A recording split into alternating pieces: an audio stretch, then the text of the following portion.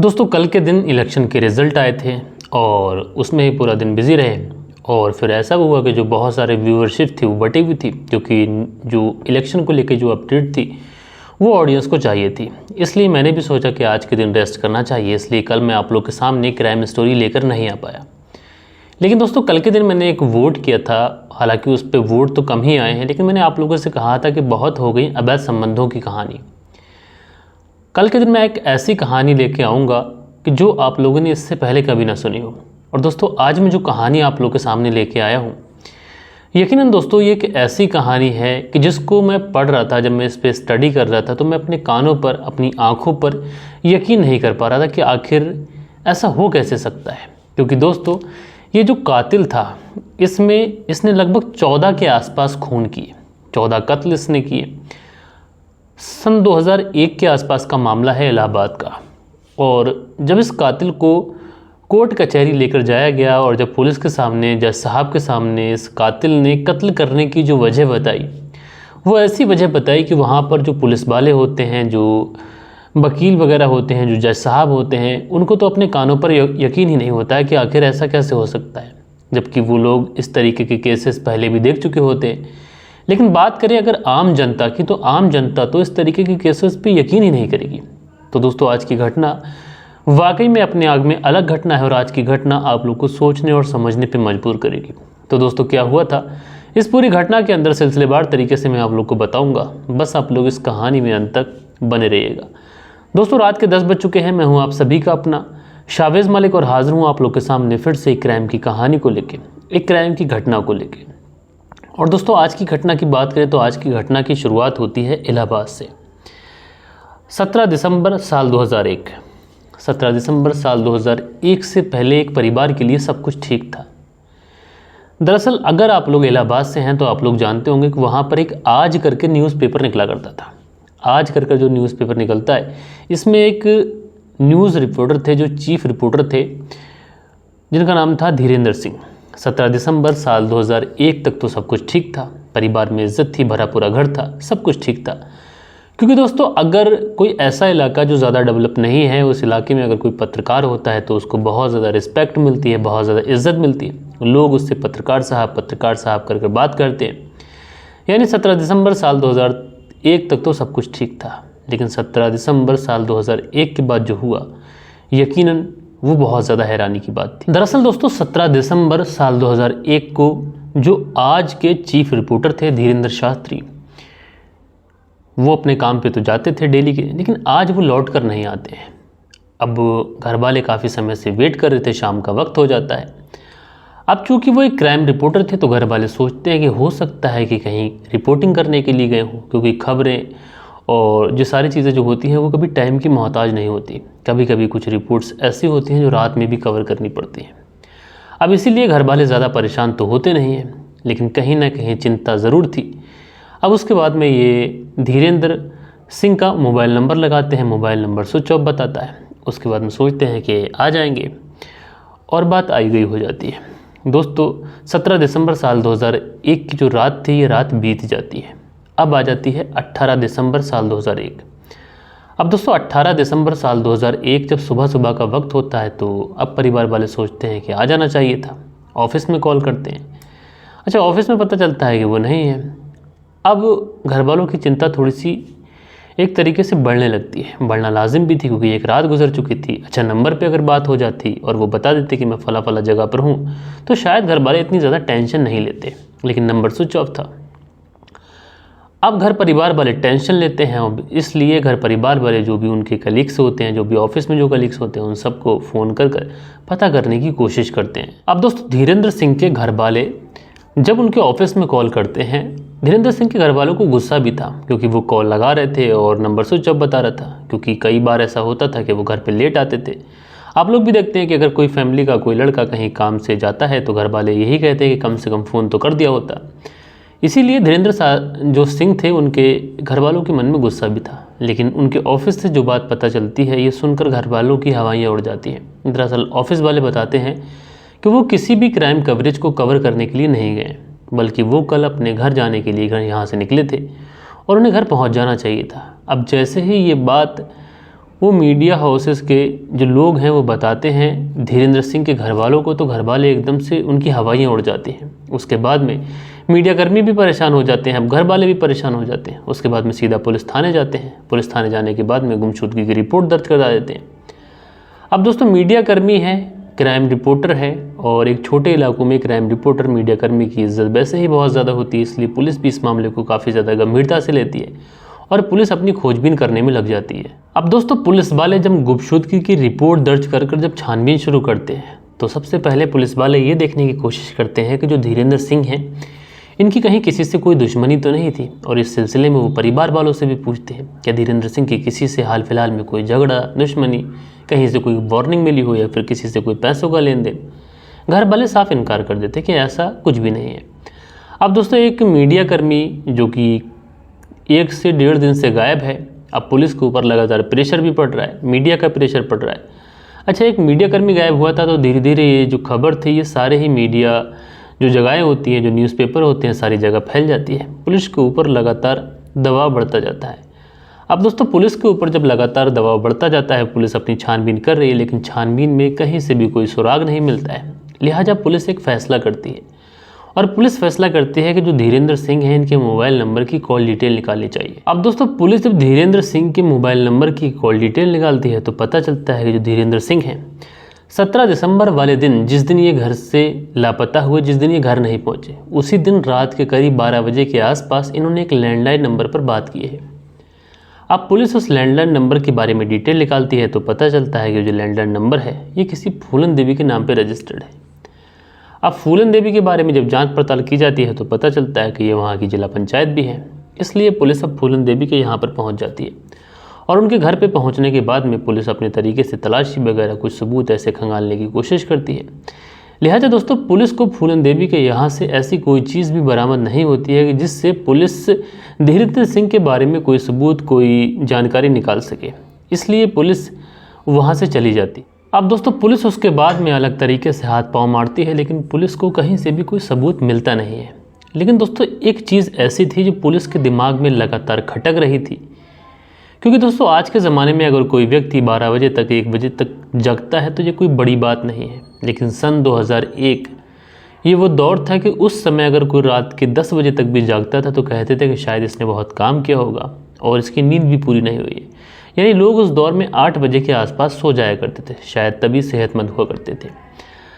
अब दोस्तों पुलिस के दिमाग में ये चीज़ें खटकती हैं कि 12 बजे के आसपास लैंडलाइन पे बात की गई है, इसलिए पुलिस अब लौट फेर कर उसी एंगल को खंगालती है। तो वहाँ पर पुलिस को एक नाम ऐसा दिखाई पड़ता है कि जिसके बारे में पुलिस को शक होता है। दरअसल ये नाम था राजा कलंदर का। लिहाजा दोस्तों पुलिस के ऊपर प्रेशर तो बड़ा था, मीडिया का प्रेशर था, घर वालों को प्रेशर था, और ये बात पूरी जगह फैलती जा रही थी, तो इसलिए लगातार पुलिस के ऊपर प्रेशर बढ़ रहा था। इसलिए पुलिस राजा कलंदर को उठाती है, और राजा कलंदर को उठाने के बाद में पुलिस थाने लेके आती है। और जब इससे पूछताछ करती है तो राजा कलंदर पुलिस के सामने एक अजीब शर्त रखता है। वो कहता है कि दरअसल उसे दाल पीनी है और दाल पीकर वो सब कुछ बता देगा। अब पुलिस जब ये बात सुनती है राजा कलंदर की, उसको दाल पीनी है, अजीब तरीके की शर्त रख रहा है, लिहाजा पुलिस सोचती है कि चलो ठीक है, कम से कम बताएगा तो सही। उसके बाद में एक कटोरी में उसको दाल दी जाती है। लेकिन दोस्तों वो कटोरी में दाल देखकर कहता है कि कटोरी में दाल नहीं, दरअसल उसको एक कुकर भर के दाल चाहिए। अब पुलिस जो थी वो उसको एक कुकर भर के दाल मुहैया कराती है। वो कुकर भर के दाल पीता है और पीने के बाद में कहता है कि जो धीरेन्द्र सिंह हैं उनकी हत्या उन्हीं ने की है। अब पुलिस जब ये बात सुनती है कि राजा कलंदर पुलिस के सामने कबूल कर रहा है कि धीरेन्द्र सिंह की हत्या उसी ने की है, तो पुलिस उससे वजह पूछती है कि क्या बात है, क्यों हत्या की।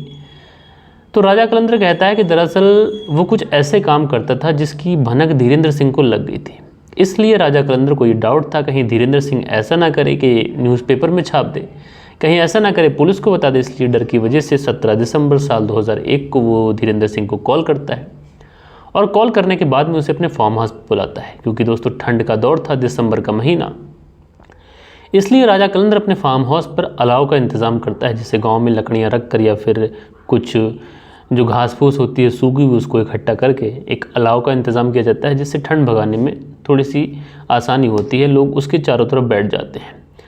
अब दोस्तों जब उसने अपने फार्म हाउस पे अलाव जला के रखा था, तो उसने जब धीरेन्द्र सिंह वहाँ पर पहुँचते हैं तो राजा कलंदर धीरेन्द्र सिंह से कहता है कि तुम ठंड में आए हो, बैठ जाओ, अलाव सेक लो, उसके बाद हम तुमसे बात करते हैं। उसके बाद में धीरेन्द्र सिंह अलाव सेकने लगते हैं कि पीछे से राजा कलंदर का साला आ जाता है और वो धीरेन्द्र सिंह की पीठ पर फायर कर देता है, जिसकी वजह से धीरेन्द्र सिंह वहीं पर गिर जाते हैं और मौके पर ही उनकी मौत हो जाती है। अब दोस्तों पुलिस उससे राजा कलंदर से ये पूछती है कि अच्छा डेड बॉडी कहाँ है, तो राजा कलंदर बताता है कि एमपी में एक जगह पड़ती है रीवा, और रीवा के आसपास ही उसने डेड बॉडी को ठिकाने लगा दिया है। इसलिए पुलिस अब राजा कलंदर को लेकर एमपी के रीवा पहुंचती है और वहां पर पहुंचने के बाद में उस डेड बॉडी की शिनाख्त की जाती है। लेकिन दोस्तों जब पुलिस वहां पर डेड बॉडी बरामद करती है, घर वालों को दिखाती है, तो घर वाले शिनाख्त तो कर लेते हैं, लेकिन पुलिस को एक बड़ा अजीब चीज़ दिखाई पड़ती है। दरअसल जो डेड बॉडी थी उसका जो सर था वो सर मिसिंग था, यानी सर गायब था। इसलिए पुलिस को बड़ी हैरानी होती है। लिहाजा शुरुआत में पुलिस को ये लगता है कि कहीं ऐसा ना हो कि कोई जंगली जानवर डेड बॉडी के पास आया हो, उसने छेड़खानी की हो, उसके बाद में सर लेकर वो फरार हो गया हो। लिहाजा पुलिस इस बात पर ज़्यादा ध्यान देती नहीं है, डेड बॉडी को उनके परिजनों के हवाले करती है और डेड बॉडी का अंतिम संस्कार कर दिया जाता है। अब दोस्तों जो लोग क्राइम की न्यूज़ सुनते हैं और जिन लोगों को एक तरीके से क्राइम के बारे में नॉलेज है कि किस किस तरीके से पुलिस इन्वेस्टिगेशन करती है, तो उनको ये पता होगा कि अगर कहीं पर क्राइम होता है तो जो क्राइम सीन होता है उसको रिक्रिएट किया जाता है। जैसे अगर मैं एग्जांपल दूं तो अतीक अहमद वाले सीन में आप लोगों ने देखा होगा कि जो अतीक अहमद को जहां पर शूट किया गया था वहां पर दूसरे दिन पुलिस वालों ने जाकर उसी तरीके से जो क्राइम सीन था उसको रिक्रिएट किया था। इसी तरीके से क्राइम सीन रिक्रिएट किए जाते हैं। अब दोस्तों वहाँ पर जब पुलिस उस राजा कलंदर को लेके पहुँचती है उसके फार्म हाउस पर क्राइम सीन रिक्रिएट करने के लिए, तो वहाँ पर पुलिस एक अजीब नज़ारा देखती है और उस चीज़ को देखने के बाद में पुलिस के हाथ पांव फूल जाते हैं। दरअसल वहाँ पर एक पेड़ ऐसा था जिस पेड़ पर इंसानी खोपड़ियाँ लगी हुई थी। अब पुलिस ये सोचती है कि ये कैसा पेड़ है भाई जिस पे इंसानी खोपड़ियाँ आ रही हैं। लिहाजा पुलिस को शुरुआत में लगता है कि शायद ये आर्टिफिशियल खोपड़ियाँ हैं, शायद इस पेड़ की खूबसूरती बढ़ाने के लिए लगाई गई हैं। लेकिन दोस्तों पुलिस जब उस खोपड़ियों के नज़दीक पहुंचती है और जब पुलिस देखती है, छानबीन करती है, तो पुलिस पाती है कि जितनी भी खोपड़ियां हैं ये सारी की सारी असली हैं। और दोस्तों पुलिस वाले जब उन सरों को देखते हैं तो पुलिस वाले नोटिस करते हैं कि इन सरों को एक रंग से रंगा गया है और उन सरों पर लिखा गया है, किसी का नाम लिखा गया है, किसी पे खान लिखा है, किसी पे श्रीवास्तव लिखा है, किसी पर पंडित लिखा है। अब जब पुलिस इस तरीके का माहौल देखती है, इस तरीके की चीज़ें देखती है जो कि किसी की खोपड़ी पर अलग अलग तरीके से नाम लिखे गए, तो फिर उसके बाद में पुलिस इससे फिर से पूछताछ करती है और पुलिस इससे पूछती है कि दरअसल इन सारी चीज़ों का मतलब क्या है और ये खोपड़ियाँ आखिर किसकी हैं। तो जो राजा कलंदर होता है ये कहता है कि दरअसल ये सारे ही लोगों की हत्या उसी ने की है और इन लोगों के नाम इसलिए लिखे गए हैं क्योंकि जितने भी लोग थे ये अपने आप में बहुत ज़्यादा तेज़ दिमाग थे, बहुत ही ज़्यादा जहनी थे, बहुत ही ज़्यादा इंटेलिजेंट थे और उसका ये मानना था कि वो इन इंटेलिजेंट लोगों के दिमाग का सूप बनाकर अगर पिएगा तो उन्हीं की तरह बुद्धिमान हो जाएगा और इसीलिए उनकी हत्या इसने की थी। अब दोस्तों उसके बाद में राजा कलंदर को गिरफ़्तार किया जाता है। गिरफ़्तार करने के बाद में मामला जो था वो पुलिस थाने से सीधा कोर्ट पहुँचता है और दोस्तों जब कोर्ट में पूछताछ की जाती है इससे फिर से ये पूछा जाता है कि आखिर तुमने हत्या क्यों की, उसके पीछे वजह क्या है, तो वहाँ पर ये कुछ अजीब बातें बताता है। दरअसल राजा कलंदर बताता है कि वो शुरुआत से पढ़ने लिखने में ज़्यादा अच्छा नहीं था और अक्सर उसके घर वाले उसको ये कहकर ताना दिया करते थे कि फ़ला का लड़का देखो कितना ज़्यादा तेज़ है, फ़ला का लड़का देखो कितना ज़्यादा तेज़ है। आज भी आप लोग देखते हैं कि माता पिता कहते हैं कि देखो उसके बच्चे ने नीट निकाल लिया, उसके बच्चे ने यूपीएससी निकाल लिया, तो इसका मतलब ये नहीं है कि कोई बच्चा सीरियल किलर बन जाएगा।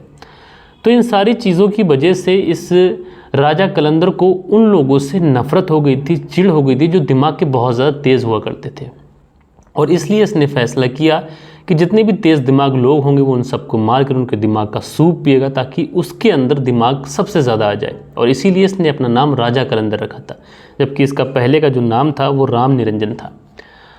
अब दोस्तों जब पुलिस अपनी छानबीन करती है, पुलिस उसके घर पे भी छानबीन करती है, तो वहाँ पे एक डायरी मिलती है और उस डायरी में लगभग 14 नाम लिखे हुए थे, जिसमें पहला नाम था कालीचरण श्रीवास्तव का और दूसरा जो नाम था वो खान साहब का था और लास्ट वाला जो नाम था ये धीरेन्द्र सिंह का था। अब दोस्तों ये सारे नाम 14 के 14 लोगों की शनाख्त पुलिस करती है कि किन किन लोगों की हत्या की गई है। सारी चीज़ें जब पुलिस छानबीन करती है तो पता चलता है कि जो राजा कलंदर है ये पहले दिमागदार लोगों से दोस्ती करता था। दोस्ती करने के बाद में उन्हें अपने फार्म हाउस पे बुलाता था और उसके बाद में उनकी हत्या कर उनका सूप पी जाता था। हालांकि दोस्तों पुलिस की गिरफ्त से इसने कोर्ट में खुद कबूला था कि इसने लगभग 30 से 32 लोगों की हत्या की है, लेकिन पुलिस ने अपनी छानबीन में जो चीज़ें पाई उसमें मात्र 14 नाम ही ऐसे थे जो देखने को मिले। बहरहाल दोस्तों, आज की ये कहानी एक ऐसी कहानी थी कि जिस छोटी सी वजह से एक व्यक्ति सीरियल किलर बन गया और उसने अपनी आप को दिमागदार बनाने के लिए 14 लोगों की हत्या कर उनके दिमाग का सूद पी लिया। आप लोग इस पूरी घटना के बारे में क्या कहना चाहते हैं, कमेंट्स करके ज़रूर से ज़रूर बताइएगा। और दोस्तों, जब पुलिस ने कोर्ट में इनको पेश किया गया तो उसके बाद में इनको सज़ा सुनाई गई। जो इनका साला होता है बक्सराज, उसको और इस राजा कलंदर को उम्र कैद की सज़ा सुनाई जाती है साल 2012 में, और अभी भी ये लोग जेल के अंदर अपनी बाकी की ज़िंदगी काट रहे हैं। तो दोस्तों, कल के दिन आप लोगों के जो भी कमेंट्स आए थे, अब वक्त होता है कि आप लोग के कमेंट्स पढ़े जाएं। सो दोस्तों, हमारे वीडियोस पे जो कल के दिन कमेंट्स आए इसमें शुभम मिश्रा हैं, लिखते हैं मलिक जी मैं यूपी के शामली ज़िले से हूँ और अहमदाबाद में रेलवे में जॉब करता हूँ। दिन में ड्यूटी करता हूँ लेकिन रात में आपकी कहानी सुने बिना नींद नहीं आती। आपकी आवाज़ बहुत अच्छी है, आपका कहानी सुनाने का जो तरीका है ये भी बहुत अच्छा है। नमस्ते सर। तो शुभम मिश्रा जी नमस्ते, आप कैसे हैं? उम्मीद करता हूं आप अच्छे होंगे और आपने जिस तरीके से कमेंट्स करके हमारा हौसला अफजाई की है, आपका बहुत बहुत शुक्रिया। सो दोस्तों, अगला जो कमेंट्स है सुरेंद्र शर्मा का है, लिखते हैं राम राम भाई, नाइस स्टोरी। सुरेंद्र कुमार विजयनगर राजस्थान से। तो सुरेंद्र कुमार जी आपका बहुत बहुत शुक्रिया। बालेश्वर बिहारी जी हैं, लिखते हैं मलिक साहब जी नमस्कार सर जी, कहानी सुना अच्छा लगा, आपकी कहानी सुनाते हैं और ज़्यादा नया कहानी होता है, थैंक्स सर जी। तो बालेश्वर बिहारी जी आपका बहुत बहुत शुक्रिया। उसके बाद में अनिल सालुंके जी लिखते हैं nice presentation Shabir ji, keep it up, take care, good night. तो अनिल सालुंके जी आपका बहुत शुक्रिया। विनोद उपाध्याय जी हैं, लिखते हैं मलिक साहब नमस्कार, हर बार की तरह इस बार भी कहानी अच्छी लगी और आपकी कहानी सबसे अलग और जेन्युइन होती है। कभी कभी काम की दिक्कत की वजह से कमेंट्स नहीं कर पाता हूँ, भूल जाता हूँ, so I am really sorry Malik ji. तो विनोद उपाध्याय जी आपका शुक्रिया। सुनील त्यागी जी हैं, लिखते हैं अवैध संबंधों में रिश्तों को शर्मसार कर दिया है रेनू सुनील त्यागी शियाना बुलंदशहर से। तो आप दोनों पति पत्नी का बेहद शुक्रिया। दिल बहादुर सिंह हैं, लिखते हैं good job mister Malik, thank you from London. तो दिल बहादुर सिंह जी आपका शुक्रिया। सेंट्रल बीकानेर से सुनील चौधरी जी हमारी कहानी सुनते हैं, भैया शुक्रिया। नम्मू खान अपना कमेंट्स करते हैं, तो भैया आपका शुक्रिया। सो दोस्तों, ये कुछ प्यारे प्यारे कमेंट्स थे जो कल के दिन आप लोगों ने किए थे। आशा करता हूँ आज की जो कहानी है आप लोग को पसंद आई होगी। दोस्तों, मिलते हैं कल के दिन किसी और क्राइम स्टोरी के साथ में। जब तक के लिए आप लोग अपना ख्याल रखिएगा, देश का ख्याल रखिएगा, परिवार के रिश्तों की अहमियत को समझिएगा। जय हिंद, जय भारत।